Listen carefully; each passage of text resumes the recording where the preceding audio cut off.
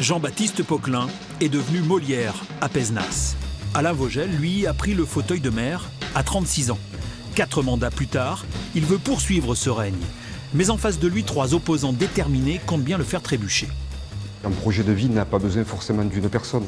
Elle a besoin d'une équipe, elle a besoin d'une ligne. Un regard neuf, des choses qui se recréent, qui renaissent parce qu'il y a de nouvelles personnes qui les impulsent. Il est en bout de course et qu'il est grand temps qu'il rentre chez lui. Mais le maire ne l'entend pas de cette oreille. 25 ans, pour moi, c'est un clin d'œil. C'est passé avec une vitesse exceptionnelle. Vite, mais pas vraiment de tout repos. Le dernier mandat fut compliqué pour l'édile de Pézenas, avec notamment une condamnation en appel à 6 000 € d'amende en octobre dernier pour prise illégale d'intérêt. On me cherche querelle sur des tas de détails qui sont vraiment scandaleux. Je continue à me battre et les Picénois sont bien conscients du calendrier électoral qui est lié à ce calendrier judiciaire. Le maire accuse l'opposition d'avoir ralenti son action, d'où sa volonté de se représenter. Je pense que je serais sorti de ce mandat sans ces recours, avec le sentiment du travail fait.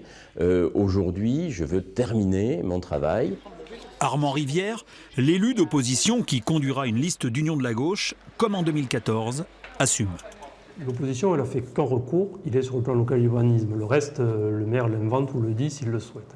L'opposition, elle a fait un choix, c'est à la fois de contester certains projets, elle avait fait campagne contre, il était normal que ça se retrouve au conseil municipal, mais de toujours à côté proposer.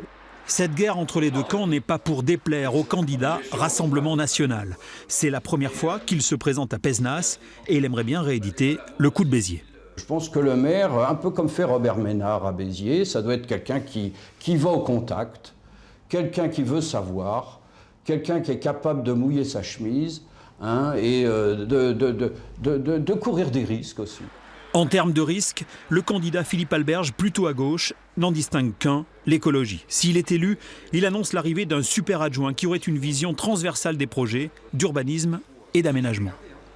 Vu l'urgence climatique, il faut que, y compris nos communes, de 8 000, 9 000, 10 000 habitants, soient en capacité d'avoir des réponses à leur échelle, à leur niveau, à leur territoire, sur ces questions-là qui sont aujourd'hui prégnantes et vraiment urgentes.